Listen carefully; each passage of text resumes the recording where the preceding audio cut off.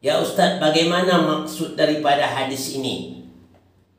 Saya pernah membaca hadis ini dari hadis ke-224, hadis 224 yang dirawikan oleh Bukhari, dan hadis nomor 273 yang dirawikan oleh Muslim. Begini bunyi hadisnya Ustaz. Atan Nabiyyu sallallahu alaihi wasallam subatata qaumi fabala qa'iman fada'a bima'i fajituhu bima'in fatawadda. Nabi mendatangkan suatu tempat pembuang sampah milik suatu kaum.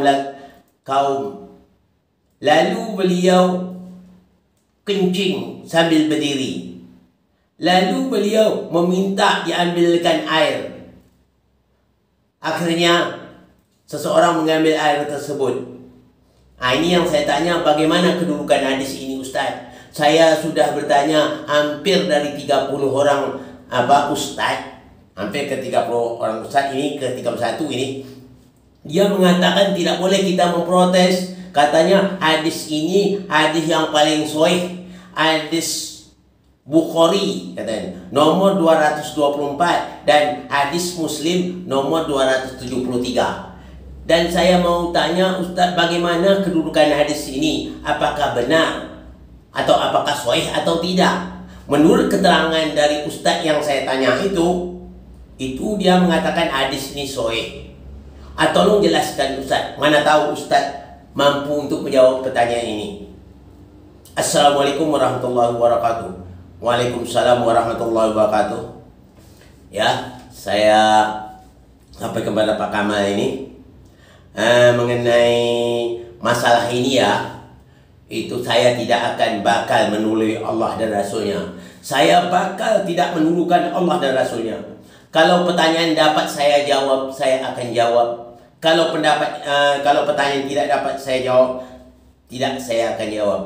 Tapi berdasarkan keterangan suatu hadis, saya juga pernah membaca ya, hadis yang disampaikan oleh Rasulullah sallallahu alaihi wasallam yang bunyinya ya, nanti di akhir zaman nanti kata Rasulullah akan terjadi suatu pertikaian.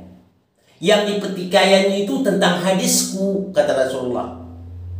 Nah, apa-apa yang bertentangan dengan Al-Quran itu bukan dari aku, walaupun dia mengatas nama aku. Apa saja yang bertentangan dengan Al-Quran bukanlah dari aku.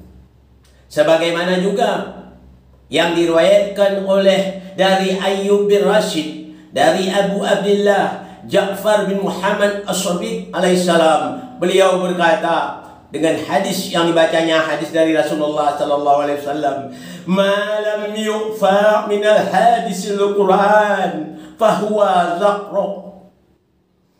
Apabila hadis yang tidak sinkron atau bertentangan dengan Al-Quran atau tidak sejalan dengan Al-Quran, maka itu hadis pembohong, bukan dari Rasulullah sallallahu alaihi wasallam. Jadi apa yang telah kita sampai seperti sekarang yang terjadi pertikaian, Rasulullah dah duluan tahu, dia sudah tahu. Jadi apa-apa yang bertentangan dengan Al-Quran bukan dari aku, kata Rasulullah sallallahu alaihi wasallam. Jadi kita lihat dengan Quran, bertentang enggak? Apakah Nabi benar-benar kencing berdiri? Kita lihat bantahan Allah Subhanahu wa taala. Di dalam surah Al-Ahzab Allah jelas mengatakan, "Laqad kana lakum fi Rasulillahi uswatun hasanah." Sungguh ya, Allah katakan sungguh contoh yang terbaik Muhammad itu bagi kamu. Jadi Muhammad itu kata Allah merupakan contoh yang terbaik untukmu. Tidak ada yang lebih baik dari itu. Kata orang kampung sana, Nabi Muhammad itu best of the best. Tidak ada yang lebih tinggi lagi itu. Nabi Muhammad itu contoh yang terbaik bagi manusia. Kalau seandainya Allah mengatakan Nabi Muhammad contoh yang terbaik, mungkinkah dia kencing berdiri? Kencing berdiri ini merupakan akhlak yang jelek, tidak layak untuk Nabi Muhammad sallallahu alaihi wasallam. Sampai-sampai Allah mengatakan di dalam surah Al-Qalam, Allah katakan, innaka khuluqin azim. Sesungguhnya engkau Muhammad mempunyai akhlak yang agung. Kalau kita perhatikan, dunia ini begitu luas, begitu juga surga yang begitu istimewa, tapi Allah belum pernah mengatakan dunia ini agung. Surga begitu juga, Allah tidak pernah mengatakan surga agung. Tapi Rasulullah dipuji Allah, sesungguhnya engkau Muhammad mempunyai akhlak yang agung. Apakah kita tidak yakin dengan Allah? Ini manusia durjana ini yang sanggup menghina Rasulullah. Allah saja meninggikan Rasulullah, dia merendahkan Rasulullah. Tak ada nilainya dia di sisi Allah sama sekali. Rasulullah orang yang dipuji Allah, yang istimewa. Bahkan dikatakan Allah maksum dalam surah Al-Maidah ayat 67 itu. Inna Allah yaqsimuka minan nas, kata Allah. Jadi kita harus tahu betul kedudukan hadis itu, apakah sahih atau tidak. Untuk menyeleksi hadis itu sahih, kita seleksi dengan Quran, kata Rasulullah. Sampai-sampainya lam yufa minal hadisil Quran bahwa zahruh. Ya, suruh seleksi apa saja yang tidak sinkron dengan Quran, hadis yang tidak sinkron dengan Quran itu adalah pembohong, kata Rasul. Jadi kita harus tahu, kita seleksi dengan Quran. Ternyata hadis ini pembohong namanya. Kenapa pembohongnya? Mana mungkin Rasulullah berakhlak jelek. Rasulullah Allah yang puji, akhlaknya luar biasa, tidak ada yang lebih baik dari itu. Dalam kata lain, Allah sendiri yang mengatakan demikian. Ini ada pula manusia durjana yang mengatakan Rasulullah kencing berdiri. Itu sudah jelas hadis ini palsu walaupun siapa yang merawinya. Kenapa saya katakan demikian? Ya, ada orang berkata waktu saya masih di Kuwait dulu, ya, dan di Qatar juga pernah saya. Itu ada yang bertanya, hadis siapa yang paling sahih? Saya menjawab, hadis yang paling sahih tidak ada lain. Hadis yang berhubungan adalah hadis perawi, hadis Ahlul Bait Nabi Muhammad SAW. Itulah hadis yang paling sahih. Tidak ada yang lebih dari itu. Ada satu hadis yang dirawi oleh cucu Nabi Rasulullah SAW yang namanya Ja'far Shadiq. Hadisnya berbunyi, hadisu wabi, hadisu jaddi, hadisu abuhu, hadisu Ali ibn Abi Talib, hadisu Abi bin Abu Talib, wa hadisu Rasulullah, qaulallahu azza wa jalla. Yang artinya, perkataanku adalah perkataan ayahku, perkataan ayahku adalah perkataan kakekku, perkataan kakekku adalah perkataan ayahnya, perkataan ayahnya adalah perkataan Ali bin Abu Talib, perkataan Ali bin Abu Talib adalah perkataan Rasulullah, perkataan Rasulullah adalah perkataan Allah. Seseorang bertanya kepada Abu Abdillah dalam Imam Ja'far Shadiq tentang suatu masalah. Beliau menjawab suatu masalah itu, dan orang itu menambah lagi tentang masalah ini. Beliau menjawab, apa saja yang ku jawab ini pasti semuanya dari Rasulullah SAW. Kami tidak pernah mempunyai pendapat pribadi. Begitulah sahihnya hadis Ahlul Bait Nabi Muhammad SAW. Ya kaum muslimin rahimakumullah, sudah jelas Aisyah juga pernah mengatakan tentang hadis ini.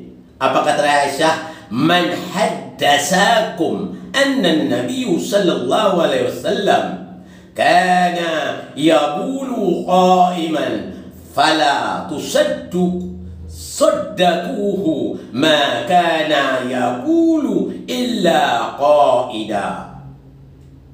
Aisyah mengatakan, barang siapa yang mengatakan pada kalian bahwa Nabi pernah kencing berdiri, sesungguhnya jangan kalian membenarkan pernyataan itu. Jadi Aisyah juga pernah mengatakan. Hadis diriwayatkan Tirmizi dan Nasai nomor hadis 201. Jadi kita harus tahu betul. Untuk menyesuaikan hadis itu, kita seleksikan dengan Al-Quran. Bertentangkah dia dengan Al-Quran? Kalau dia bertentang dengan Al-Quran, ditolaklah hadis itu. Itu adalah pendusta menurut Rasulullah Sallallahu Alaihi Wasallam. Kita harus tahu benar, ya Pak ya Pak Kamal, kita harus ngerti betul dengan tentang kondisi hadis itu. Bukan asal jawab saja. Wah, ini hadis Muslim, hadis Bukhari, betul lah tu. Banyak orang mengatasnama demikian. Tapi kita seleksi dulu dengan Al-Quran. Kita kan punya pedoman. Islam tu punya pedoman Al-Quran dan Sunnah. Sunnah lagi mana? Dari Ahlul Bait Nabi Muhammad SAW. Kenapa? Dia lebih faham tentang Nabi Muhammad SAW. Ya, dia kalau mula hadis tu nyambung dari bapakku lagi, dari bapakku, sampailah ke Rasulullah dan sampailah kepada Allah. Dan sampai kepada Rasulullah, sampailah kepada Allah. Nyambung hadisnya. Tak ada hadis-hadis yang terbentur begitu. Itulah hadis yang dirawi oleh Ahlul Bait Nabi Muhammad sallallahu alaihi wasallam. Hadis ini untuk menjawab pertanyaan Pak Kamal ini. Sebenarnya Pak Kamal, kita itu berkatakan yang benar saja. Kalau yang benar saya katakan benar. Kalau salah dikatakan salah. Saya tidak akan berani mendahului Allah dan Rasul. Ya, saya tak akan berani mendahului Allah dan Rasul. Makanya saya berharap kepada siapa saja, marilah kita untuk mempelajari Al-Quran itu benar-benar kita paham. Bagaimana untuk menafsir Al-Quran? Tentu kita berdasar dari ayat ke ayat. Setelahnya apa? Dari ayat ke sunnah. Sunnah mana? Sunnah yang dibawa oleh Rasulullah lewat Ahlul Baitnya.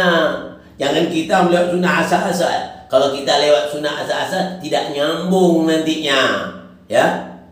Jadi kita tak nyambung. Jadi yang rugi kita nanti. Jadi gitu, kita harus paham benar tentang masalah sunnah. Apakah hadis-hadis yang bertentangan itu? Kita lihatlah seleksi dengan Quran. Memang pertanyaan ini sudah pernah saya jawab itu. Waktu saya pernah meluruskan seseorang pada tahun 2019 kalau tak salah. Itu ada di video saya di YouTube itu, lihat. Ya.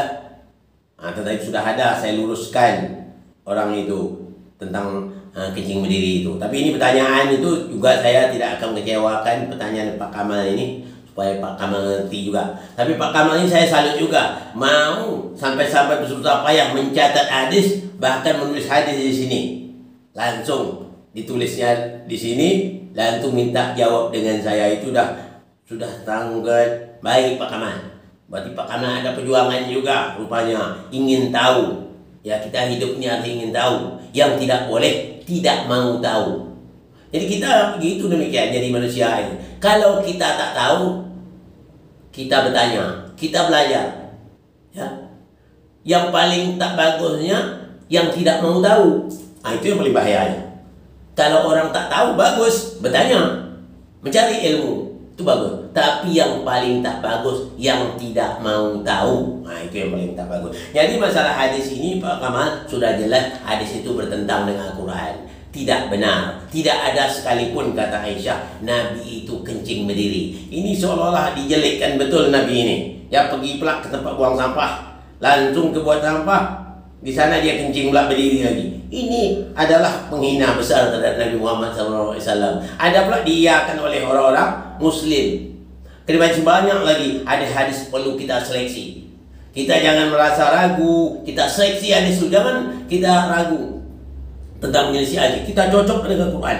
Cocok tak? Kalau cocok Quran, berarti hadis itu benar. Kalau tidak cocok, siapapun yang merawi itu tidak cocok dengan Quran, wajib tidak kita diterima. Itu merupakan manusia perusak, manusia yang ingin merendahkan martabat Rasulullah Sallallahu Alaihi Wasallam. Itu yang perlu kita ketahui. Ini saja yang dapat saya jawabkan kepada Pak Kamal. Ini pertanyaan terlalu banyak Pak Kamal, masih ada 20 orang pertanyaan ini, luar biasa ini.